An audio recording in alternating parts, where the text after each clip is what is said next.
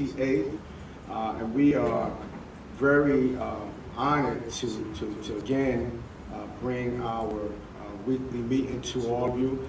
We want to thank everybody that's on Facebook, those who are on YouTube. Also, there's a number that you can call if you're on the Facebook page, so that way you can, tune in also to our virtual meeting. I'm gonna have Connie give that number out. I don't have it right in front of me, I'm sorry. So on our Facebook or YouTube, you can call in to 857-799-9641. Call that number and you will be able to tune in with us. We're also asking everybody that's on our phone lines tonight, if you're going to start a conversation, we're going to ask you to stay on mute so everyone that's on the telephones can enjoy the conversation and information. So we thank you for that. Listen, we have a great panel tonight. Always quite often talk about those who have been a part of this COVID for the last 8 months, who have not only been very helpful. Tonight we have our nonprofit organizations here tonight. So we got a great panel, and they're going to bring some information about their organizations and what they're doing and what they have been doing and what they can offer to our community, right? But before then, we also have Dr. Griffin, who's been with us, from day one, was our Director of Health and Human Services, and we really appreciate her expertise also. So I just want to introduce my panel, and then before we go into our discussion tonight, I'm excited about everybody being a part of this panel discussion tonight. So tonight we have with us, we have James Williams to my left. We also have Dr. Crawford to my right. Gotta make sure I don't mess his name up. We also have Tony D. Costanzo. Tom. Right, Tom. I'm sorry about that. And he's of the Jewish Vocational Services. And Mr. James Williams also represents the East Orange Nonprofit Network. So with that, and Ms. Crawford represents the East Orange Community Development Center. So we got some great information that they're going to provide. So with that, we know that every week we give our COVID update. We're going to allow Dr. Griffin, but before even Dr. Griffin go into the update, I just want to remind all of us, right, we really, this week alone, and Dr. Griffin is going to talk about this, is that we got a surge and these numbers. So very quickly, East Orange, we have been really working hard for a while, with this COVID, and really trying to get everybody at a level where the numbers are not going up. But tonight is going to be very important to really listen to what we need to do and what we are doing and what we're going to have to do in terms of the city of East Orange, right? And one of the things is that we have to stay vigilant, right? We have to continue to practice social distance. We have to continue to make sure we wear what? Those masks, right? And we have to make sure that we wash our hands as we always do and keep our hands away from our face. But with that, we can't allow ourselves with doing pretty well. We still got a long way to go. But we are going to put some parameters in place during this weekend, and we're going to ask everybody to abide by what Dr. Griffin and Victor Cote is asking everyone, and along with our Governor, Phil Murphy, who also put more stipulations on that executive order that he has in place. He added another 30 days, but there's going to be a strict rules and regulations this weekend in the city. You may not like it, but we're doing it because we have to make sure that we maintain a level of making sure this virus don't surge here in the city of East Orange. So with that, and we'll come back later and talk about some other things, but with that, we're going to turn it over to Dr. Griffin for a brief update of where our numbers are. And also, she's going to talk about some things that we have to stay cautious of. And then we're going to get started with our panel, because I'm excited about to hear what they're offering with their nonprofit organizations. With that, Dr. Griffin. Thank you, Mayor. Good evening, East Orange. As the Mayor mentioned, our number of new positive COVID-19 cases are increasing. Within the city, we have a total of 2,258 positive cases. And since last week, that represents an increase in 48 cases. And within the month alone, the month of October alone, we have a total of 151 new positive COVID cases. And that number is triple what we saw in September. As far as our COVID-related deaths are concerned, there are a total number of 233 deaths, and that represents 2 new deaths, unfortunately, since last week, and it represents the total number thus far this month, and hopefully we won't see any more. Related to the wards, in the individual wards, within the first ward, there are a total of 369, or there have been a total of 369 positive cases reported. In the second ward, 435 positive cases reported. In the third ward, 512. The fourth ward, 504. And in the fifth ward, 515. Within Essex County, we have a total of 24,432 positive cases. And related to the COVID-related deaths, we have a total of 1,913. As far as the state is concerned, the same thing that's happening within the county and also locally, we're seeing the increases in positive cases statewide. And we have a total number of 232,997 positive cases reported since the beginning of COVID, and a total of 14,531 COVID-related deaths. And so, as the Mayor mentioned, we've worked so hard locally to do what we needed to do, and since August we were seeing somewhat of a stabilization in our numbers. It never got to the point where we had no positive cases here within the city, but what we haven't seen since August are the numbers that we're now seeing, to the extent that we're now tripling the numbers from last month.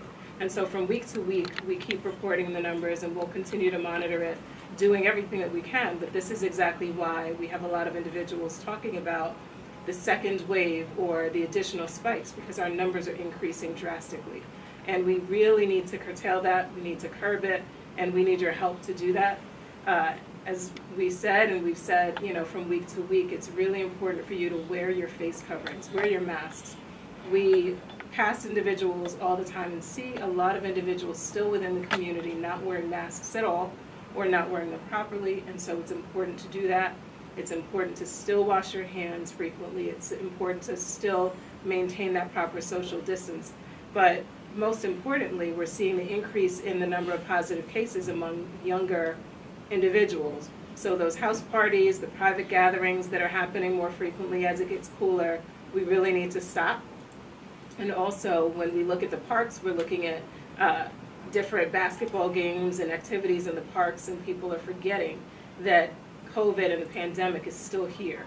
And so if we continue to see that there is, even among some, somewhat of a disregard of the COVID-related safety guidelines, we will close the parks, as the Mayor mentioned. If we're seeing a disregard or lack of compliance with the safety guidelines in our businesses, we'll do the same. And we'll continue to fine and also close any businesses that continue to violate the safety guidelines. And then the same holds true for our residential buildings. If we see or receive constant reports of a lack of compliance, we will also fine and take action against the buildings as well. And we're going to continue to do all of this because it's important for us to maintain the health and the safety of the community and really start curbing the numbers, especially as we're going into the flu season. And so regardless of what your stance is on the flu and flu vaccine, it's important that you be mindful of the fact that it's here. Flu season is here. We're seeing the increase in our numbers, so everyone has to do their part to keep our community safe. Thank you so much, Dr. Griffin. And listen, we know for a fact that Dr. Griffin and along with her staff and along with our health officer has been giving out that information week after week after week after week, so we really thank her for that. And I hope everybody take heed to what we are saying. So with that, right, when we talk about our daily and weekly COVID meetings that we have and have been having, we know that for a fact that so many people, so many organizations play such a vital role in really getting us through this pandemic and continue to do that. And one thing about the nonprofit organizations that we have been working with, they have been essential in terms of what they do. And what that does is bring me to, I want to start with James Williams first. I'm gonna have James Williams. James Williams and I worked together before with the city of East Orange, and always have been doing some great things in terms of nonprofit, for-profit organizations. So I'm going to ask James Williams to just give a small background about himself, and then go right into what your organization is all about, and then I'm going to go around to my panel, to Tom, and then to Dr. Crawford, and we're going to get into this conversation because I know that the people out there are very excited. But before James comes, I just want to give you all this number again, 857-799-9641. If you want to come on to our Facebook conversation and telephones, that's the number to call. So with that, James Williams, thank you for being here, man, this evening. Thank you, Mayor, for having me. Yes, sir. Before I start, I would like to let the audience know that the Nonprofit Network of East Orange is a new organization, and we've just been in existence for maybe about 2 to 3 years now. But at the beginning of our inception, I just want the public to know that the mayor has been supporting us 100%, even to the extent where we didn't even have a office. The mayor allowed us to have our daily meetings in his mayor's conference room. That's unprecedented, and no mayor that I know of had ever done anything like that. So first of all, Mayor, thank you for supporting us and allowing us to having a great start. You got it. The nonprofit network, what we do is we pretty much are advocacy for the nonprofits in the city of East Orange. We provide management assistance and cost-saving programs to the nonprofits, and we give them knowledge, insights, and tools for how they can pursue their mission more effectively. The network strengthens profits individually and collectively by advocating for nonprofits to local, state, and federal governments. We unite our members around common goals that's currently affecting the community. We provide quality management and compliance information, affordable workshops and webinars to the nonprofit that needs. The nonprofit network of East Orange is comprised of 25 multiple disciplinary East Orange based nonprofit groups in fields such as housing, healthcare, rental assistance, mental health services, social services, food, and we provide these services to more than 50,000 individuals each year in the city of East Orange. Some of our partners consist of the East Orange YMCA, the East Orange Child Development Corporation, the Jewish Vocational Service, the East Orange Community Development Corporation, led by Dr.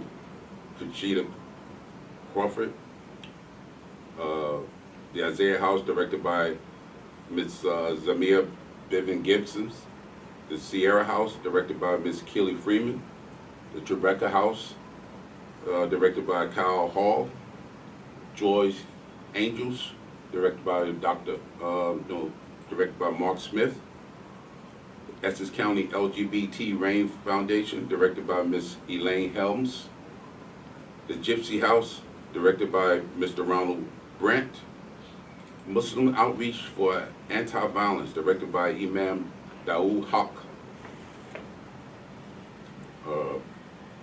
the Caribbean Medical Mission, directed by Dr. Winston Scott, and Prodigal Sons of Daughters, directed by Henry Muhammad.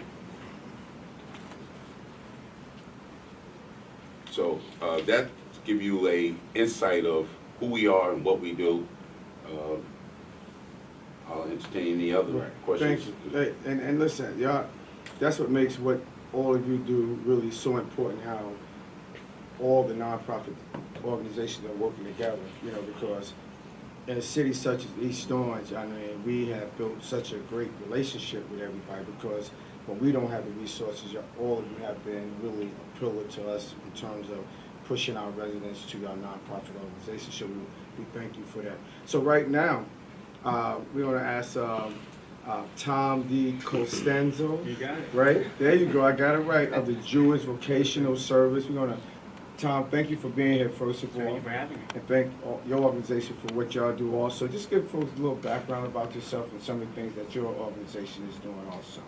Well, we work with over 2,000 individuals a year, recent immigrants and refugees, adults with disabilities, and a wide range of job seekers. And we help them acquire the skills necessary to maintain gainful employment. And I personally am new to the nonprofit network, but our organization has been a part of it since the beginning. So I went to one of the counselors and I said, can you tell me a way that the nonprofit network has helped us and helped the individuals we serve? And someone told me a story that one of the people that they were working with was having some trouble with housing. Well, we do job training. We don't deal with housing. And we were able to get a referral to help that person. So the person didn't have to go out and seek help for themselves. We were able to get them the referral and help them and assist them with their housing. So that was one less thing they had to worry about. And having like-minded organizations that can assist people that we can trust and we know that we're sending them to a reliable source is invaluable. And that's what working in the community is all about. And that's really what we're about. And Tom, thank you so much. So we're gonna go right over to Dr. Crawford, right, who represents the East Orange Community Development Center. Dr. Crawford, thank you so much for being here. Thank you for And thank having you me, for ma'am. always, when we reached out, that you was a part of what we do here in the city of East Orange. So I just want to ask you to give folks a little background about yourself and your organization, and then I got some questions for everybody on the panel. So Alrighty. you have the floor. Well, East Orange Community Development Corporation is one of the original Office of Economic Opportunity Act agencies birthed out of 1967, signing of that act. We're an original community-based organization. Over 53 years, we've been providing essential services and programs to the citizens of East Orange. And one of the main focal points of our organization is the programs that we offer are low-income, moderate-income residents who, without our assistance or all the nonprofits collectively, the assistance of all those nonprofits, they would not have the services. They would not be able to sustain and stabilize their situations. So we've been providing those services for over 50 years. I've been with the organization for 39 years as of October 27th. It was my 39th anniversary with the agency. Great, We do an array of services, rental assistance, homelessness prevention, mortgage utility assistance. We do our food pantry. We have a hygiene closet that we offer with the food pantry. We have thrift shop on the premises. We have nutrition classes. We provide holiday programs, Thanksgiving and Christmas baskets and Christmas toys and back to school book bags and school supplies and computer lab and employment readiness and just an array of services to stabilize families and individuals who otherwise would go without. And with what's going on now, they really need the services. We look at Yes, the supermarkets, yeah. the prices on those shelves are ridiculous. And without those food pantries and the services that the cities provide with Yes. the giveaway, the grab-and-go bags, the people would really suffer. And with these nonprofits, they're made to feel less indignant about the need that they have, so they can access our services with decency and dignity. Right, and Dr. Crawford, thank you for that. And I'm going to kind of put some questions on the floor, and we'll go around the room. So while we are, you had opportunity to kind of introduce and what your nonprofit do during this COVID, right? And everybody can kind of prepare for this question. Did you see a significantly increase in your client base, right? That's one. And also, during this COVID, during your nonprofit organizations, how have this COVID impacted your organization in terms of resources, the number of people? But I need to know, did you see an increase or a decrease in all of you nonprofit organizations? And what did you do to undergo making sure that you can service the people? The increase was amazingly overwhelming. The numbers tripled. They probably over tripled. People are in dire need of especially rental assistance. Yes, yes. The courts are closed, however, those courts will open and people will be evicted if our services weren't there to provide financial assistance for them. What we ended up doing was going after all COVID-19 funds that the government put out. The City of East Orange has a COVID-19 rental assistance program that we are a part of. We have also at the county level a COVID-19 rental assistance because they do rental, mortgage, and utilities in addition to where the city just does the rental part of it. And then we have two other programs that we've always had that provides rental assistance, mortgage assistance, security deposit assistance as well. So we went after the dollars, we got the dollars, we're able to help a lot of people. We're sharing that with a lot of other nonprofit agencies like Isaiah House, Salvation Army, in Newark and in Montclair, and other agencies that went after solicited funds as well.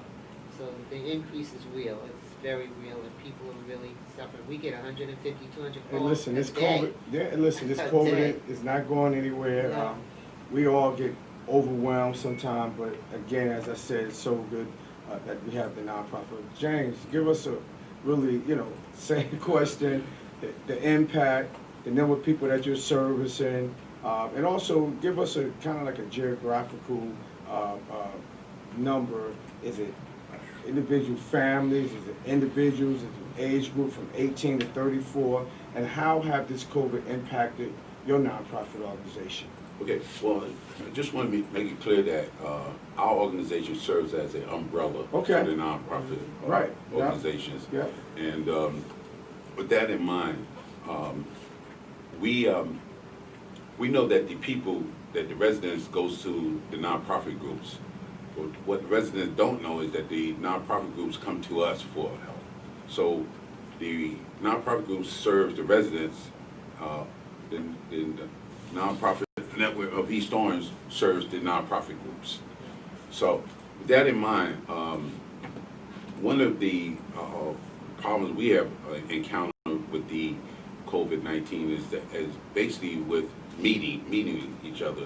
Because of social distance, we're limited to space. We have to resort to the Zoom meeting and Zoom calls of that nature. But we try to continue our advocacy for funds and so forth by contacting people on the local, state, and federal level. Right. We was instrumental in getting funds for both Connie's group and Isaiah House. We continue to look for funding opportunities to provide to these nonprofit groups that's suffering. Good. This time of need, just about every industry is hurting during the COVID-19. So nonprofit groups are especially in that category. So we do our best to give them management skills. We tell them some of the tools to use, some of the funding opportunities that's out there, and we go at it as a group, and then disperse it to to the community, which group that can best serve Right. those needs. Right. So, well, and that is always great. So I got to keep reminding myself, you know, as your nonprofit, you the umbrella under all these you know, profit organizations. So I definitely keep that in mind, even though all you work together. So Tom, I'm gonna go right to it, right? We talked about the number of people that your organization serves, right? And I also want to quickly go into, we know for a fact that there were so many folks out of jobs, right? Yep. And they had to transition to probably some part-time work or an opportunity to work local, or they needed assistance. So with that, it's a twofold. Your increase of the people that came through your program, also the resources in terms of job opportunities, and also how many number of families and people that your organization witnessed that became homeless compared to the people that we already was basically, we always say they had a disadvantage, right? So, I know I gave you a lot. yeah, no, it's a lot, right? So, the biggest thing we came across, the biggest obstacle we had to overcome right from the beginning is that we had to pivot. Every service we had, everything we did at JVS up until that point, we've been in business for 81 years, and every service we had was in person, live, face to face, and we had to quickly, within a week, make that change. People who had been doing live counseling, career counseling, had to learn how to use Zoom, had to convince their clients that yes, it's okay to use Zoom to do our career counseling. We were doing once a month career counseling Zoom sessions where people would learn different skills, and we changed that to once a week. We had, in career, under the department by department, and in the career counseling, we had to do a double take on how many minutes we were spending on Zoom because it was an astronomical amount of time. We had to up, I think, 2 or 3 times the program allotment we had because more and more people were coming to us. I think we were used to about 20 people a session once a month, and we've had sessions with well over 100 people attending the sessions. In the ESL and the Education and Literacy Department, people were used to coming to our building to sign for classes, right? Well, they couldn't come to the building anymore.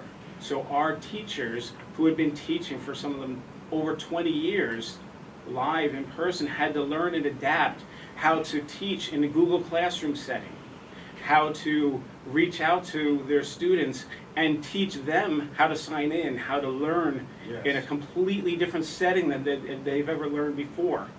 Connectivity. They didn't have the necessary equipment, right? We had to teach them that it's okay to use a laptop, a tablet, a smartphone.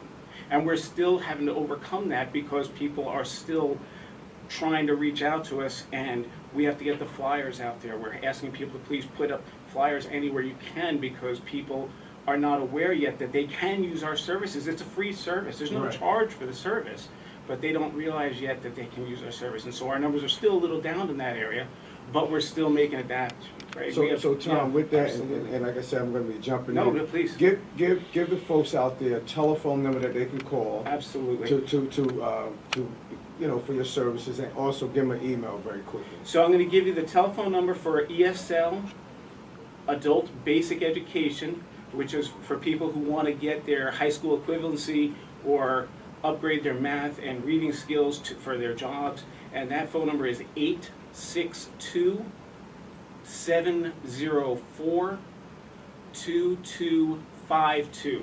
We have different levels available. We have beginning, we have intermediate, we have advanced, we have levels for everybody, and we can add more if necessary, okay? For everything tonight, we're going to make it easy. We do have different email addresses, but we're going to make it easy for tonight. Every email address for every service that we have, you can use info, I-N-F-O, at jvsnj.org,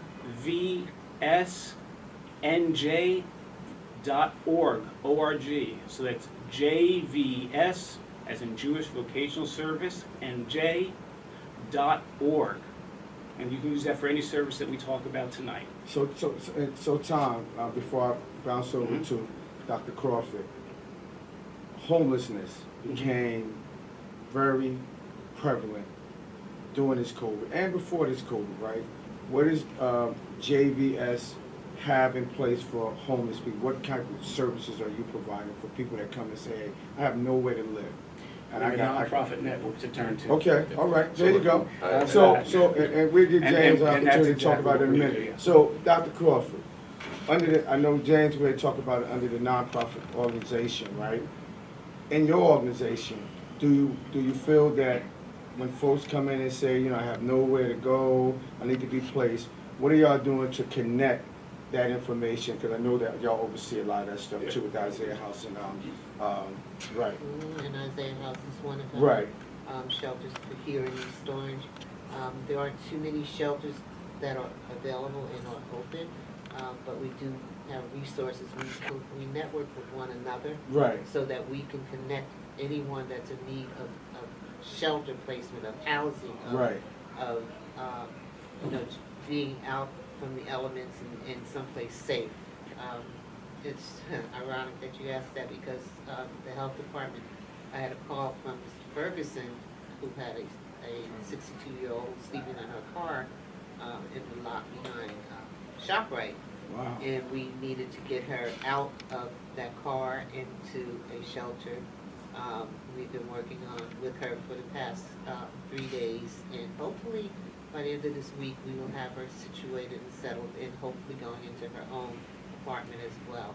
So with all of the agencies coming together to network and provide resources for any individual, any family, any person that's in need of a service, whether they're homeless or just need, the rental assistance, just need that relocation security deposit, we're there for each other. We're right there working with each other until that situation is totally resolved. Right. So give the folks that are watching tonight on our Facebook, on our Instagram, the East Orange Development Center. What's the telephone number and what's the email that they can reach your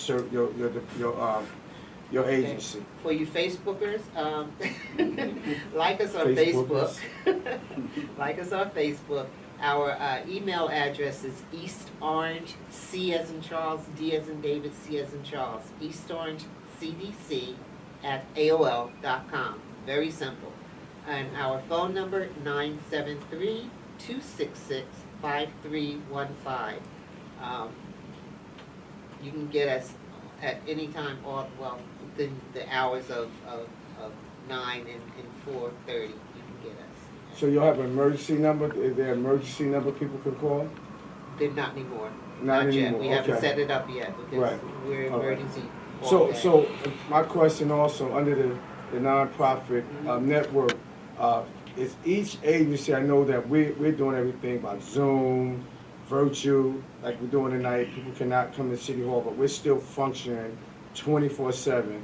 So are y'all seeing people live, or again, everything people are doing, are they on Zoom or virtual? How are y'all meeting with your What we individual do- constituents? What we do is have everyone, we send out criteria for our programs to each person. So they gather the documents needed for that program. Then we schedule an appointment for them. They come into the lobby of our building, not into the building itself. They must wear a mask, and we service them from there. We do the application, and everything is processed right from there. And it's every 20-25 minutes that we see clients. Great, that's good. So James, Yes, all sir. right, give us an overview, because I know that all this fall under your umbrella. So I'm gonna give you a twofold in terms of what are you doing for under the nonprofit network homelessness, and also what program do you have set up for the mentally ill? Okay. Right, that's a twofold. So Well, to answer the First, first right? fold, what are we doing for the residents out there? I know the mayor asked each organization to give out phone numbers Yes. and an email address. I want you all to know that the nonprofit network has a nonprofit network directory in place. You guys, anyone can call That was my idea. 862-955-0176, and we will provide you with the directory that has all of our partners in the area, what they provide. We have the Jewish Vocational Service, we have the Community Development Corporation, we even have a lot of departments within the city, the Health Department, the Mayor's Office of Employment and Training. We have just about every nonprofit organization in the city of East Orange right in our directory, and we can get this information to you. So whatever your need is, you can look in this book, whether it's food, housing, mental health, child development, you name it, we got it. Right. So James, give people a telephone number. Give them a telephone number and an email under the nonprofit organization. Right now, that number, you can reach us by dialing 862-955-0176. The email address is actually my email address at this time, which is J. Arthur Williams, spelled JARTHURWILLIAMS @Comcast.net. Or you can call the Sierra House, our chairman, Ms. Kelly Freeman. Her phone number is 973-678-3556. And we can get this booklet out to you, and you have all the information you need right in this booklet. Thank I don't you. know much more I have to say. No, that is great. Listen, we know for a fact that we as a city, we have been dealing with trying to work with our minister network, you know, our clergy, the spiritual network in the city of East Orange. And one of the things that we have been dealing with is trying to find a network. We've been working with the Mayor's Office of Employment and Training in terms of job opportunities. What, under the nonprofit network, what are y'all doing to assist individuals who need your services that are unemployed? Okay. If you are unemployed, feel free to contact our network, and we will refer you to our job training programs, agencies such as the Jewish Vocational Service, and the Mayor's Office of Employment and Training, and just the partnership with them alone will allow us to find some type of employment for you. I personally am a general manager for the Blue Apron Company, and with Tom, we're combining our resources now to employ people at Blue Apron. So if you in current need right away, see Tom or myself, we can get you employment at the Blue Apron Company. Great. So y'all heard that. Looking for a job, the Blue Apron Company, and is that the same number that you just provided where they can call you? That's correct. Or that's a different number. So you can call it that number, 862-955-0176. Great. So listen, with that employment opportunity, one thing that we are driving here in the city of East Orange is how not only are we helping our adults, but we know that how important it is for our young people to also seek employment, right? I know when I was a certain age and I had to get a job after school, that East Orange General gave my first kind of employment. You know, you get that first job, you're feeling good when you get that check. But what is the nonprofit network doing in terms of our young people? What resources do you have for our young people? Secondly, during this COVID, there have been many families, and we talked about this on our meeting a few months ago. We had individuals on our panel, but we have people that is really stressing. A lot of people, their anxiety is up. There's families who are going through suicidal moments in their lives. So what is the non-profit network organization doing to combat some of those issues that we're having? And listen, those issues are not new in urban cities such as East Orange. But we know during this COVID, people have been under a lot of stress. What programs do y'all have? Is there some outreach programs, and what's some numbers that our community can call if they need that type of help? Okay. As far as youth is concerned, the Tribeca House has a youth program where they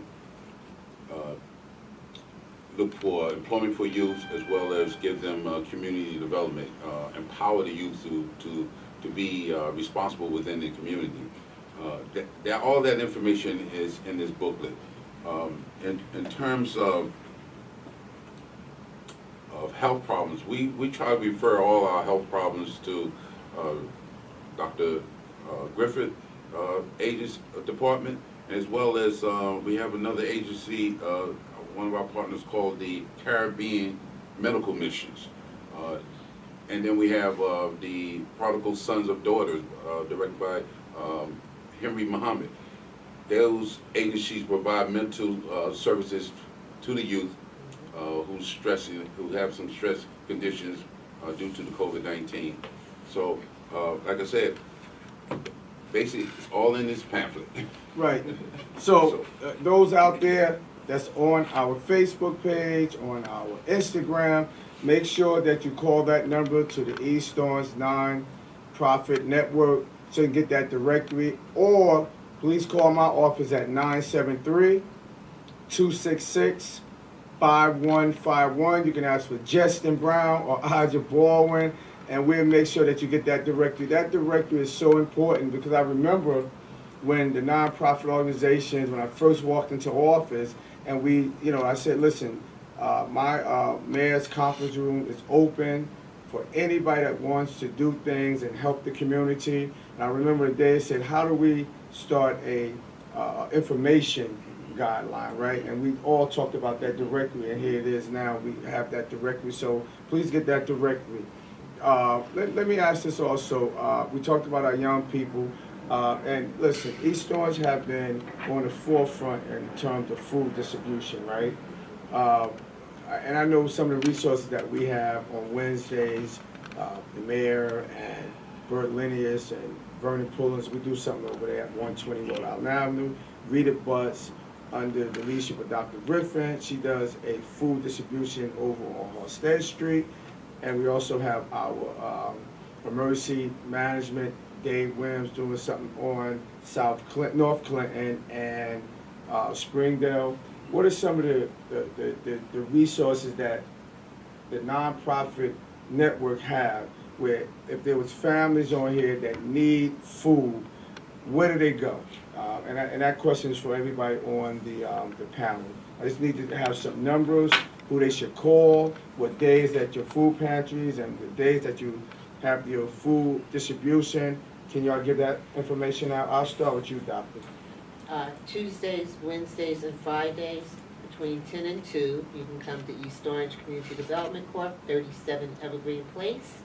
And on every third Sunday, we do a fresh produce delivery. So you can come on that third Sunday to the 37 Evergreen Place as well. Right. And one of our partners called Joy's Angels, they also give out food. Give a shout out to Mark Smith. His phone number is 973-395-4348. That's 973-395-4348. If you missed it, again, I'm going to go back to the book. It's in the book. But what the nonprofit network wants to do is establish a resource center in the East Orange. And we've been in discussion with your administration and with the mayor and his administration about this. And we're trying to have just a one-stop center. And we'll talk with Dr. Griffin along those lines as well. We're trying to combine all those resources to one center where if you're in the third ward or the second ward or the first, you can come straight to the resource center. And we've been talking about using the Ampere Library, but that hasn't been finalized yet. But that's a discussion we wish to get confirmed in the near future. But by having a one-stop resource center, everyone in the community can come straight to this one-stop resource center and get the needs that, get solutions to their needs. Great. So, Tom? So, you know, one of the things I'm most proud of with our organization was in the beginning, we're not a food specialist, right? We do job training. But when everything went down in March and no one knew exactly what was going on, how long things were going to last, our organization got together and decided that we couldn't just sit home. We organized a food drive in that we found a church who had food, found a food bank rather that had some food and no one to give it to. And we had staff who were sitting home who were just itching to get out and do something. So we all met once a week and we went out in our own cars, packed them up with as many boxes as we could fit, and we found some of the most vulnerable people we had in our organization, and we went door to door, town to town, all around the area, and made contactless deliveries. And these were folks who were refugees, were people who didn't have a car, because then you couldn't just walk up to places and get food. You had to have a car and you had to be able to go places, and they didn't know how to get there. They didn't have the contacts to get there. And that, of all things that I've been able to be a part of with the organization through all of this, was probably some of the most rewarding. And I can tell you for sure, my kids were definitely happy to get me out of the house for a little bit, Yeah.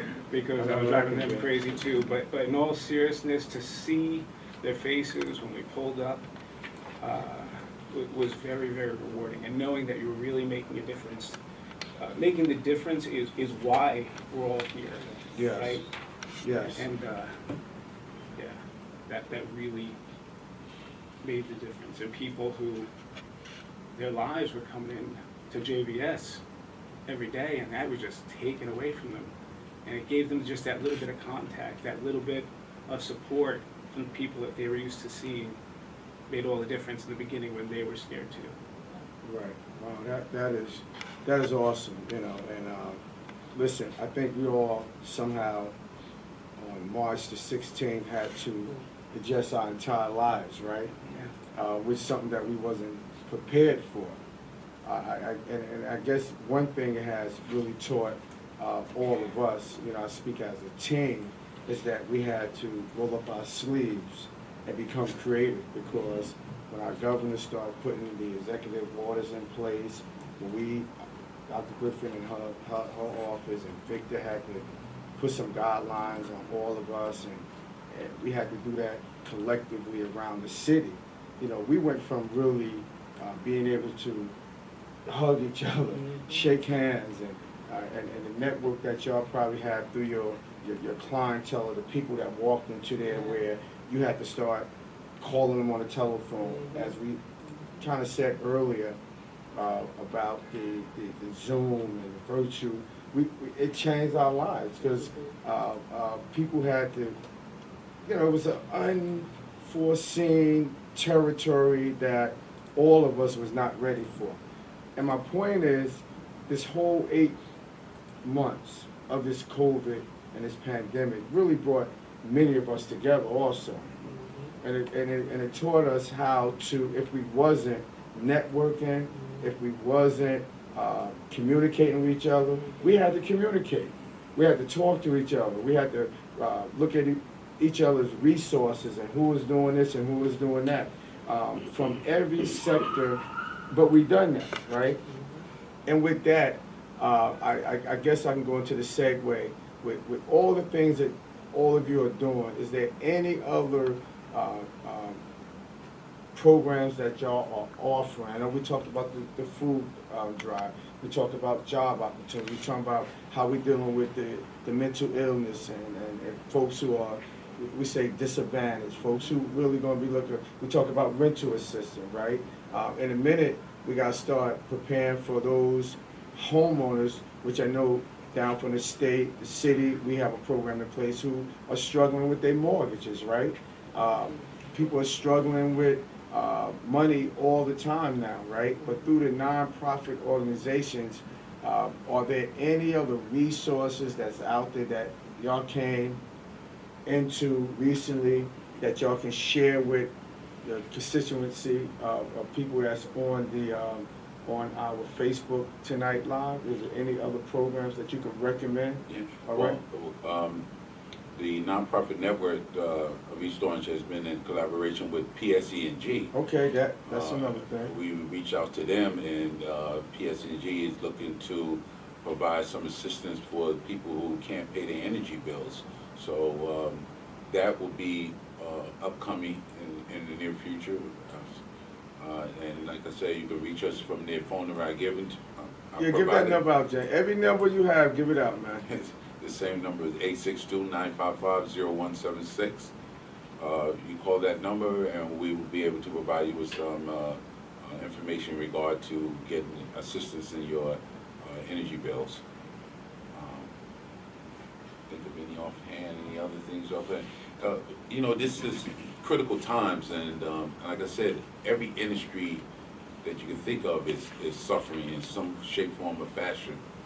And the nonprofit groups are, you know, we're get most of our funding from grants, and we're finding that difficult at this time because the funders are looking to.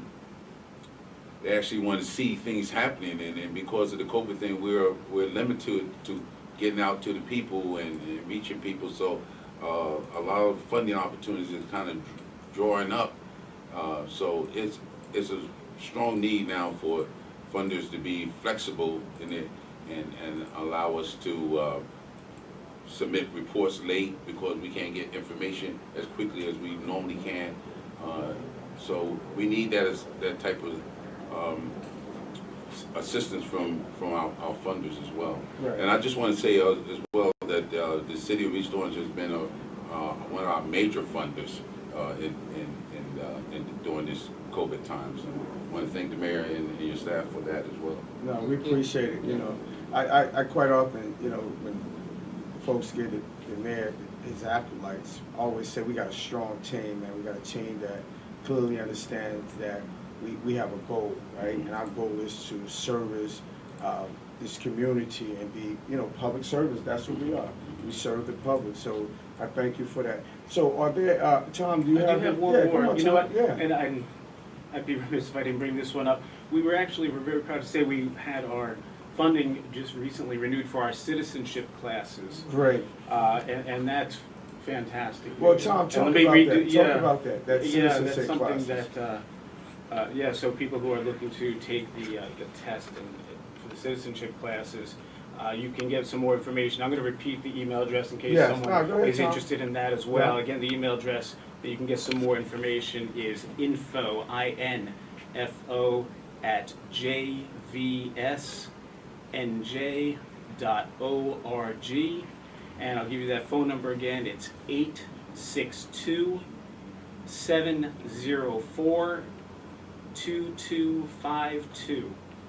So yeah, if you're interested in citizenship classes, we offer them. I think the next one starts up, don't quote me on this, I think it's November 2nd is when the next one starts up for that. So by all means, give a call over there and find out some more information on that.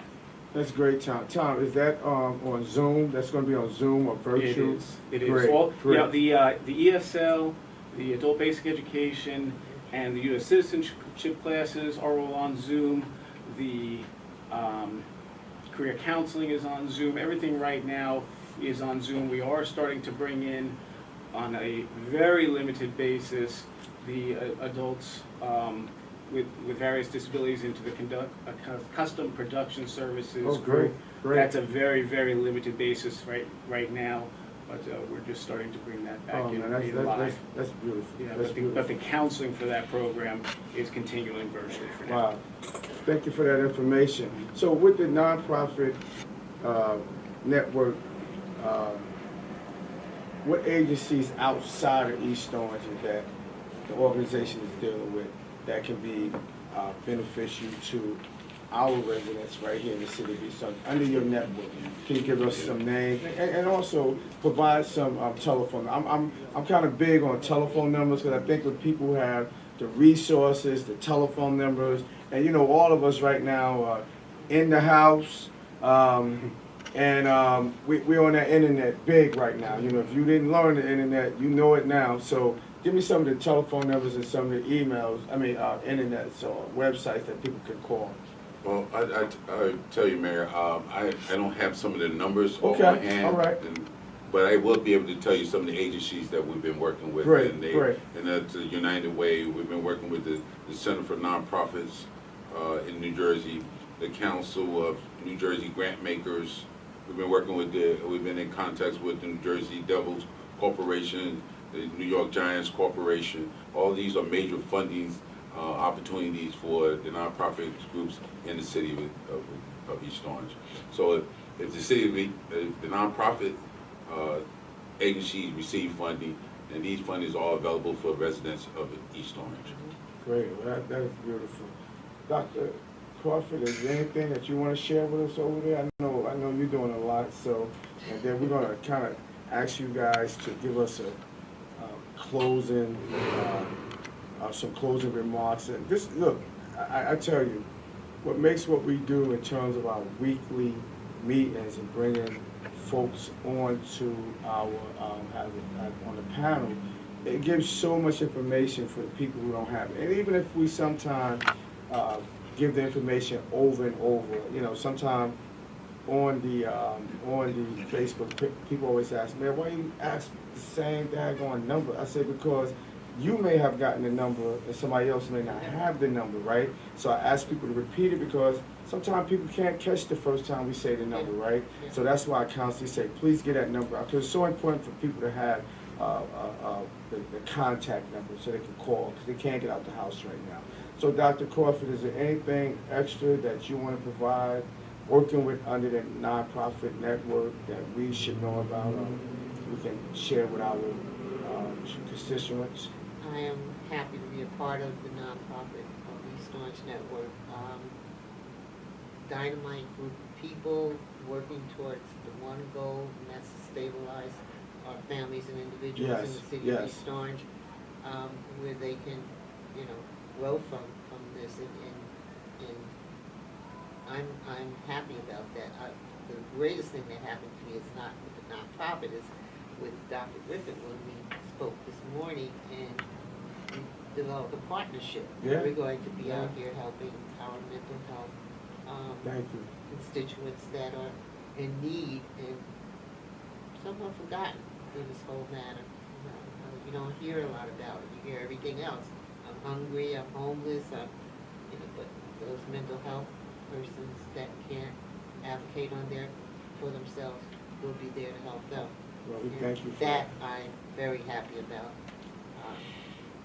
Well, that's, you know, listen, again, I have to kind of reflect back on, as soon as we walked in the door of my administration, I kind of gave Dr. Griffin that charge to bring everybody together. Because I listen, one thing you learn in the business that I am in, you know, as being a public servant, is that you cannot do this alone. It has to be partnerships, it has to be relationships from everybody, from the state level down to the county level, to working with other mayors, working with our chairman, working with nonprofit, for-profit organizations, working with everybody, because that's how a city moves. And that may just be my own methodology, but I think that, listen, I know quite a few of the nonprofit organizations, and I thank y'all very much for even choosing to be those change agencies, right? Because it gives many people, and I say that many people of walks of life, an opportunity to have a resource when they get down and out and when things happen. Because listen, none of us who even sit at this table tonight, we don't know where our lives would be or going to be, but you know what? One thing we know, that when you help people and you reach out, I think that is reciprocated back to us, you know, because you know, it's a beautiful thing, really, and we all know that. especially in these times. You know, we probably, all of us on this panel, we know helping people is really just a good deed, right? But we know during this 8 months, we can't imagine how many people that came to your nonprofit, came to the city, came to our health department, that we helped, you know? And like I said, our partnership also with the East Orange City Council, who always allow us to get things passed and get things done. So tonight is just, and I'm hoping to bring all of you back on our virtual meeting, because we don't want this just to be a one-time deal. We think it's important, maybe every 3 months, every 4 months, because we have kept this thing going with every Wednesday. We started on Thursdays, actually, and we kept these meetings going because we knew how important, how essential getting information out to the public, because we can't see nobody physically that much, right? So this network thing and this Facebook and Instagram has been a plus for us. So with that, I thank all of you really for being here. James, do you have anything else that you want to provide? Because we're gonna kind of close out. I'm gonna go around the room and let each and all of you just give a spill on whatever you want to close out with. Then we're gonna go to Dr. Griffin, and then what I'm gonna do is just close out and get some updates on what we're doing. But I truly thank all of you for being here. Honestly, I thank you so much, and thank you for doing what all of you have been doing for years. So all those who are watching at nonprofit organizations, thank you all for being here. But yeah. Oh, I'm sorry. Oh my God, I almost forgot. So yeah. Look, I'm grateful for Connie. We got Dr. Crawford, Tom, and James. We got people that's on our Facebook page. Got some questions for you. I got excited, man. Y'all got to excuse me. I'm human. Got some people in the room that got so much enrichment and information. So Connie, go ahead with that, please. Okay, so this one will be for Tom. Okay. Miriam Torres would like to know, are citizen classes given in Spanish for those Latinos with limited English knowledge? Okay. Tell you what. If she can get you her information, I will find. I know her information, I will so just find, let me know. I will can let find her out know. for sure, Okay. and I will say that I will try it with everything I can to make that happen for her, and I can't see why we can't try and make that happen. I don't see why we can't try and make that happen. If Okay. not, Tom, Let me see if I can make that happen. right. If not, Tom, Yeah. ask Miriam Torres, who has been doing very well with us with Hispanics for Progress. Yeah. Connect with her, Yeah, and ask why her to don't be we a see part if of we it, so can, she can be a yeah. translator Yeah. in terms of the Spanish, Yeah. and that would be great. So tell Miriam Torres. Because I love the saying man yes just put to out work. everything, Right. and I know my boss is watching, Right. but I want to say yes to that. So See, let's get that understand what we information. connect with people tonight. Yeah. What else you got, Connie? So this one is for James from Doreen Holland Boyington. She'd like to know, does the Sierra House accept closed donations? I believe they do, but they can reach out by calling. She can call our chairperson, Kelly Freeman, at 973-678-3556 to get confirmation on that. Okay, and Keely is on Facebook, so she probably will respond Yes, to directly. yes. And this is another question for you from Maricela Gonzalez, who would like to know, how do we become a member of the nonprofit network as an organization? So, and actually, her question reflects several questions. There are a few organizations who are saying, how can we become a part of the network? Okay. We actually developing our membership policy at this time, but she can reach out to me by calling 862-955-0176. Okay. And Jose Valdez, I guess Mayor Green or Dr. Griffith can probably answer this question. What about tenants who refuse to wear masks? So I think this is someone who's coming from the perspective of a property manager or maybe a super. How much more can we do as management? We have signs, we have everything posted, and they're concerned about getting punished because people are not complying. I'm gonna let Dr. Griffin, then I'm gonna come behind him. It's a great question. It's something that we're actually currently addressing, because we do know that while there are some residential buildings that we are holding accountable and we are holding and contacting management directly, we do know that there are many buildings also that are doing their due diligence to keep common areas clean. And so we are implementing policies and legislation as well to address individuals who are not complying with the safety mandates. So we will be releasing information as that unfolds, but do know that we understand the dilemma that some of our property managers and owners are facing when they're trying to comply, but they have specific individuals who continue to be non-compliant. Right, and we thank Dr. Griffin for that, but also we thank all the building owners who are complying, making sure that you sanitize your hallways, making sure the doors are clean, and also posting the importance of making sure that folks wear the mask. But let's be realistic. You know, we are grown people, right? And folks should really realize that if you are responsible and if you care about people and you care about yourself, then wearing this mask is so important. Wearing this mask is so important. It is literally a matter of getting yourself sick or getting somebody else sick and staying healthy. So those who are really trying, thank you, kudos go to you. And those who are just out not following the rules is unfair to all of us. And come on, grow up. Put the mask on. You know who you are. I mean, but again, to the landlord, give Dr. Griffin a call, her office, and call our police department. We do everything we can to help. But guess what?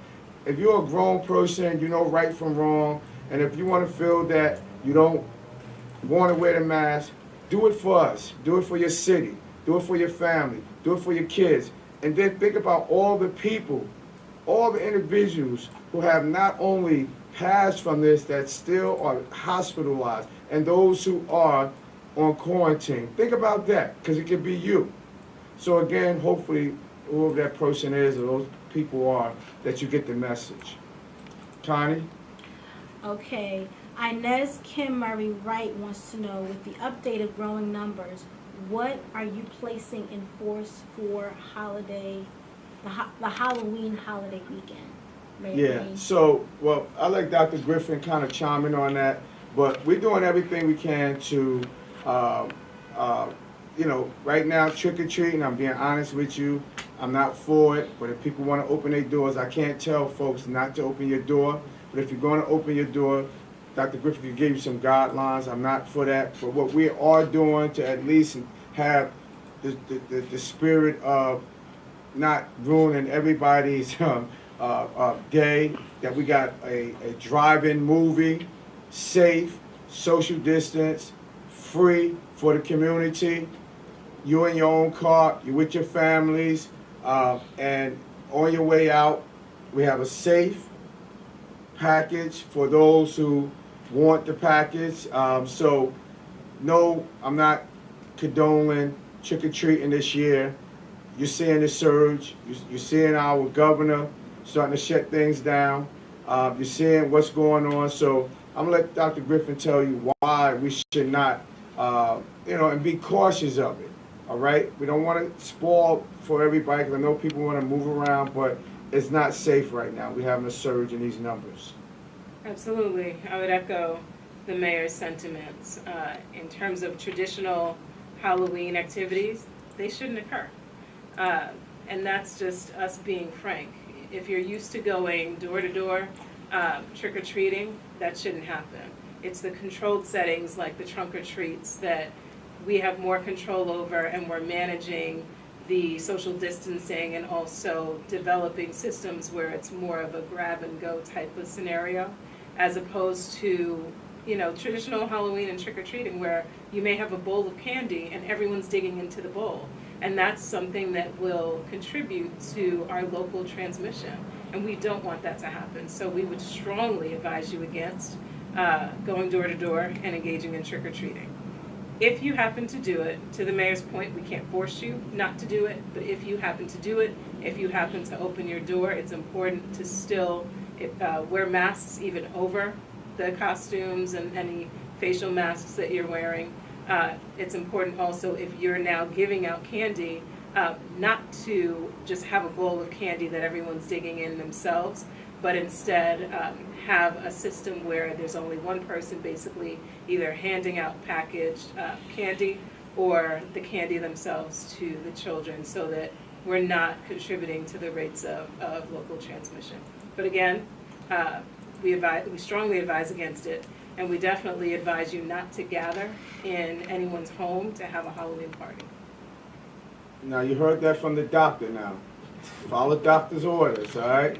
So Connie, we got one more. Come on, Connie. Yeah, one more, and this one is a doozy. A lot of people have been asking about. I'm not sure if you will be able to answer definitively, but many people are asking, what about the schools?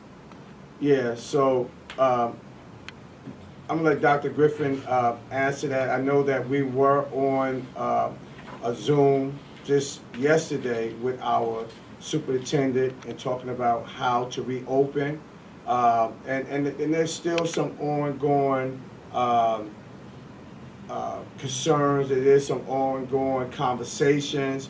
So we don't want to alarm anybody, but we want, again, whatever happens here in the city of East Orange, that our teachers, the faculty, the parents, the students are safe and healthy if that decision is made.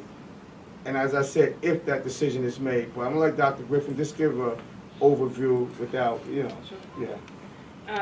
It's a great question, and it's certainly a concern that we're aware of, and it's a concern that we share.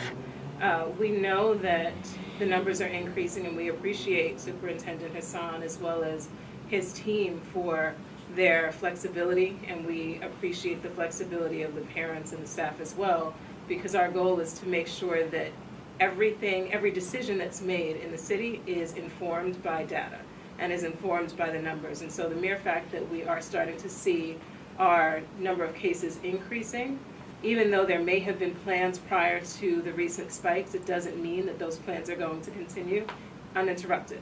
And so we are in constant communication with the school district, making sure that they have the current information. So again, there's going to need to be a degree of flexibility, because our goal is to make every decision a data-driven decision. So no, it's not guaranteed that schools will fully reopen, and we also can't say with certainty that they won't. It will be based on what the numbers show. Thank you very much, Dr. Griffin. Connie, do we have any more questions on Facebook? So the last one, I know you're probably going to address it in your update, is a question about voting.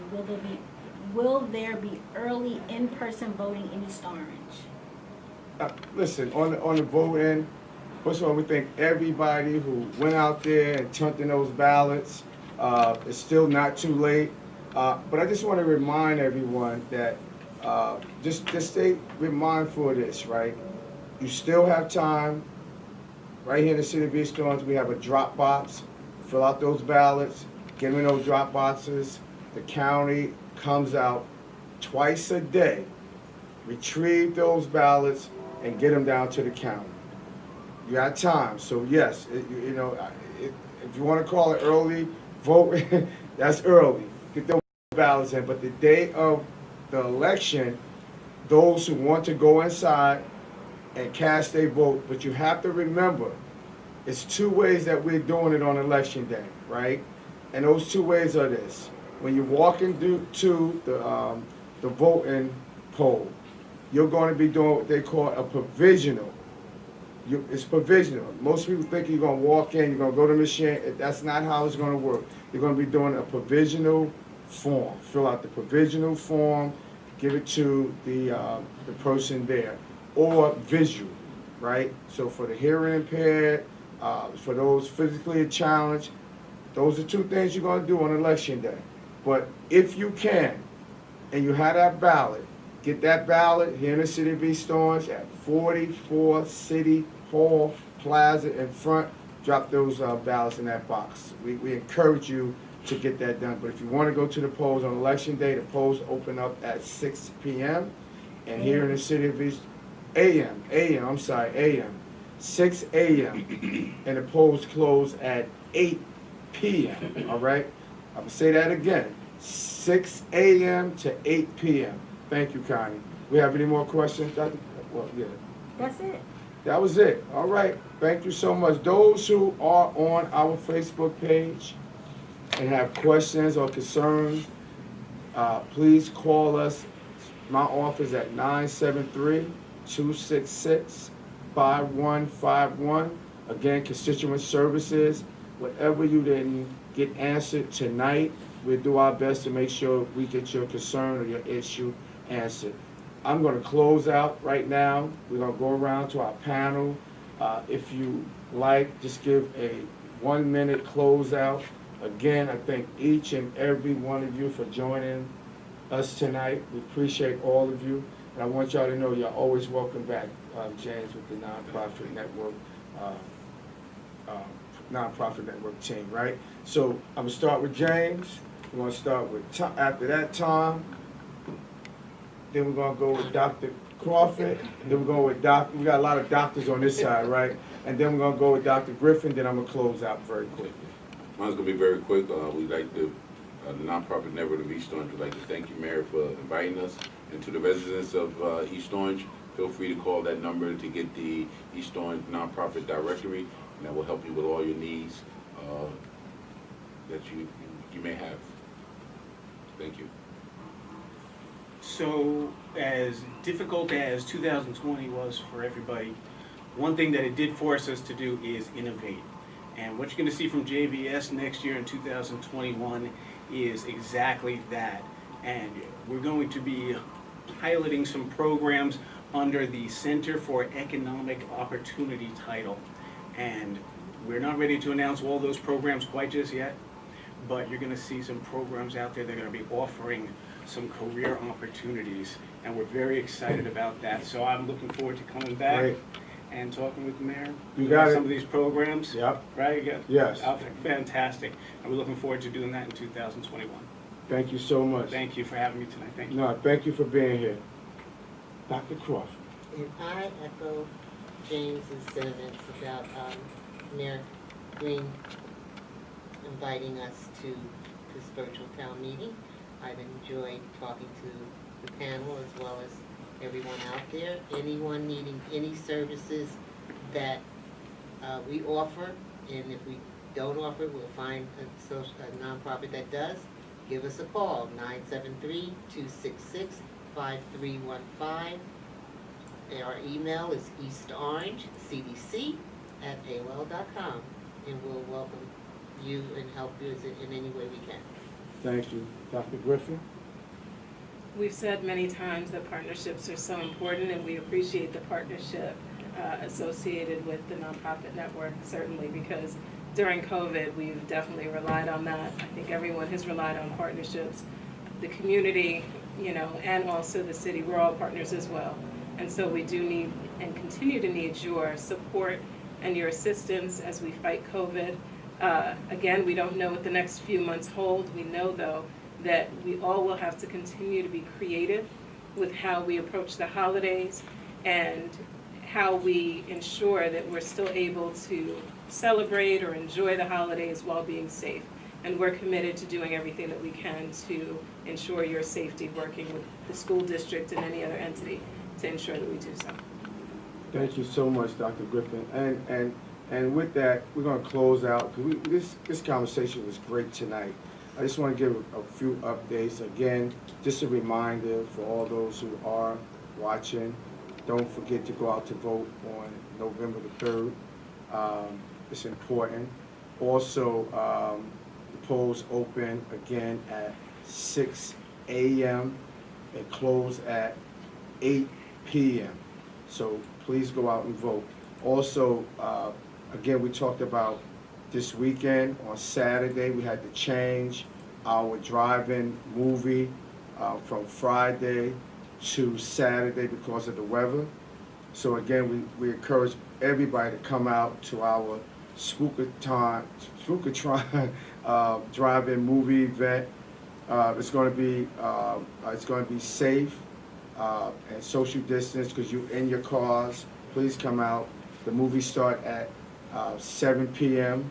or dawn, and the doors open. Well, gates open up at 6:30. Tony, 6:30. So we welcome everybody to come on out. Please look on our Facebook page, and you'll get all the information. Also, the First Ward Councilwoman and Councilman Chris James and Amy Lewis will be having a trunk or treat at Salvo Park on Saturday. That's the early part of Saturday at 1 p.m. to 3 p.m.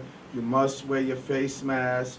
You must wear your face mask, and you must come and practice social distance. Also, the East Orange Sustainable Food Alliance will host a pumpkin patch garden event at the Weiner Street Garden Saturday, October 31st, 10 a.m.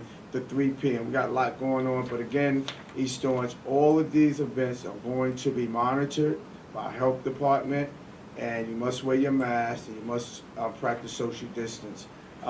Also, remind everybody of our free shred day. So if you got any important papers that you want to get rid of, that you want to throw away, please don't forget about Saturday, November 14th, right behind City Hall Plaza, 8 a.m. to 2 p.m.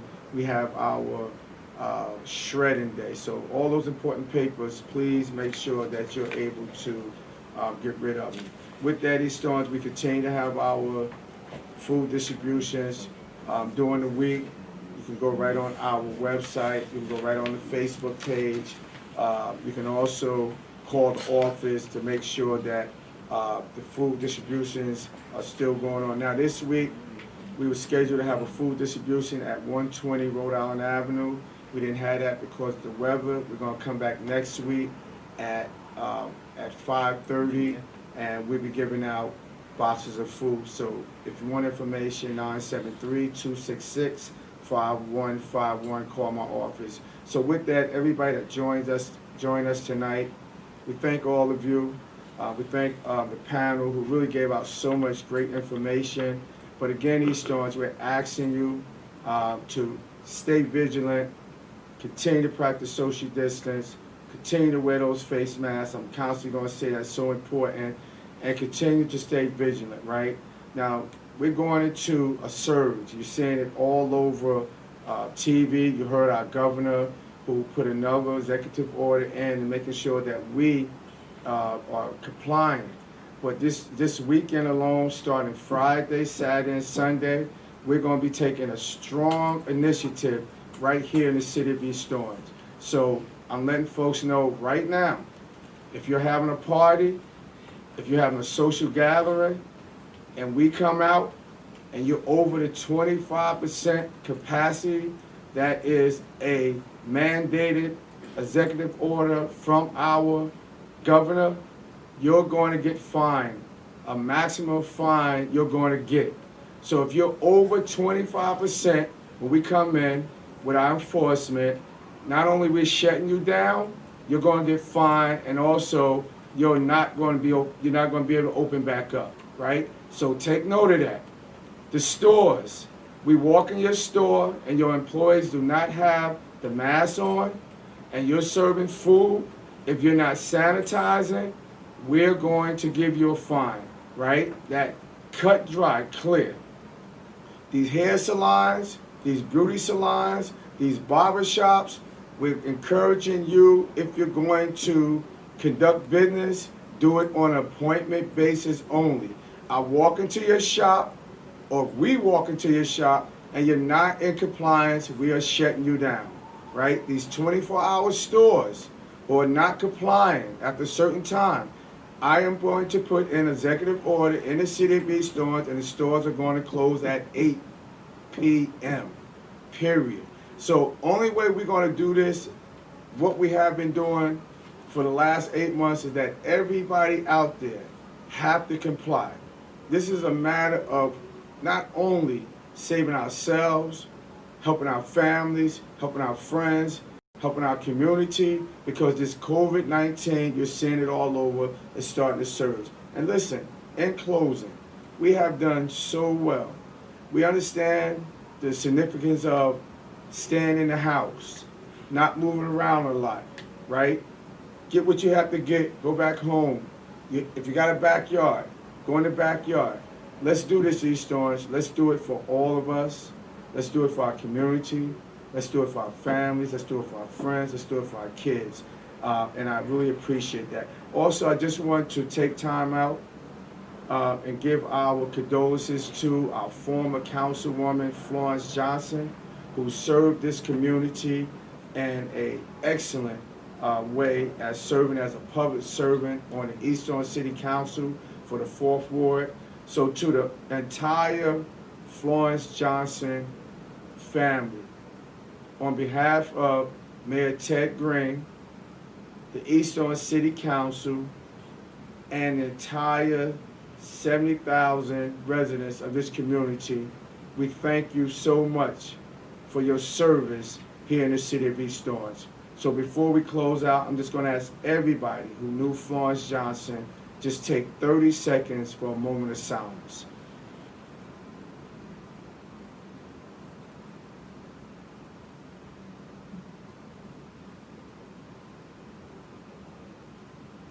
Thank you all. May God bless you. May God bless your families. And may God bless East Orange. We'll see you next week.